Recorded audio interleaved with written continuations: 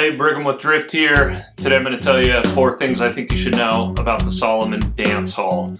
This is a super popular board. It's been around for a while.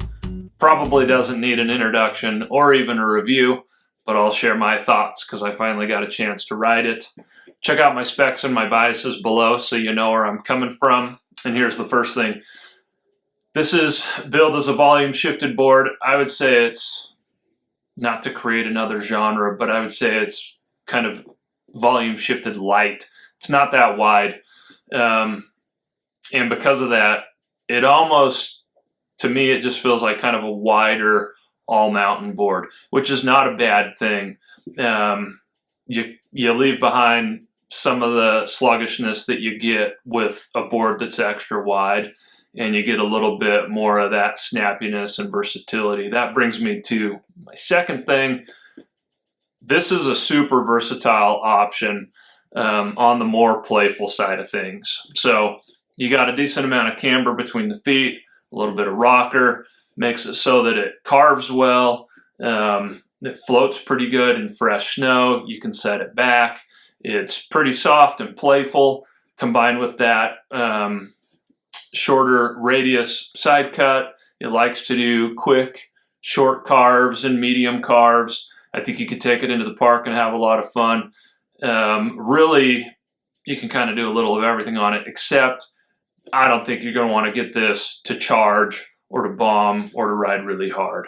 So with all that said, the third thing is that I'm surprised by how aggressive the camber is on this. And don't get me wrong, this isn't a board with aggressive full camber, but for this profile and how this is marketed and for how soft it is and how playful it is, it's got a surprisingly aggressive feel, almost catchy now and then for me. Not a bad thing, but just different than a lot of the similar boards that I've ridden, I would say. A lot of those are stiffer, but actually feel less aggressive than this. So that's kind of a unique feel in my mind. Let's compare it to like the Backslash, the Party Wave Plus, stuff like that. But I think that also contributes to how well this carves, and you hear a lot about that from other people that have ridden it. The fourth thing, and really the only negative to me, and it might not even be a negative, it's just a characteristic. I think this is one of the most reactive boards I've ever been on. So in clean or soft snow, you don't even think about this, but in chundery, old, beat up snow, man, I just, like when I got up to speed, I just felt like I felt every little bump in my feet, into my legs. I can't think of another board I've ridden in recent years where I just felt everything the way I did with this. So that's kind of in conjunction with how I mentioned you probably don't want to bomb or charge on this. Part of that's because of the soft flex.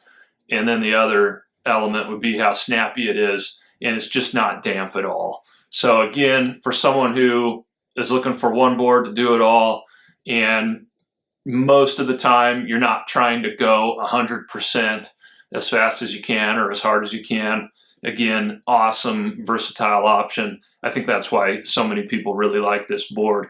As a resort board, for me, I typically probably want a little more than this. Although when I got on it and just made myself chill out a little bit in good snow, I had a lot of fun.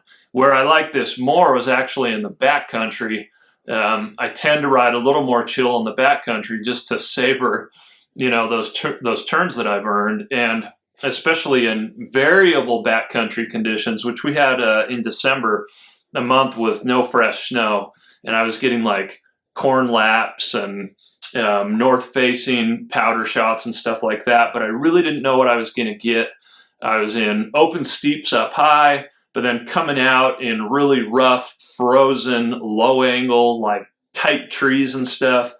And so in those cases, I like to pick a board that is nice and versatile. It can hold an edge, but it can still float pretty good. But it's also not so aggressive that in those tight situations, it freaks me out. And this was a great option for that. So for whatever that's worth, it really shined that way in the backcountry. And actually pretty similar for me in those settings to the Warka which is another board that I've picked for that kind of variable backcountry terrain, and it's been really good to me. So that's my thoughts on the Salomon Dancehaul. Would love to get your comments or questions down below, and thanks for watching.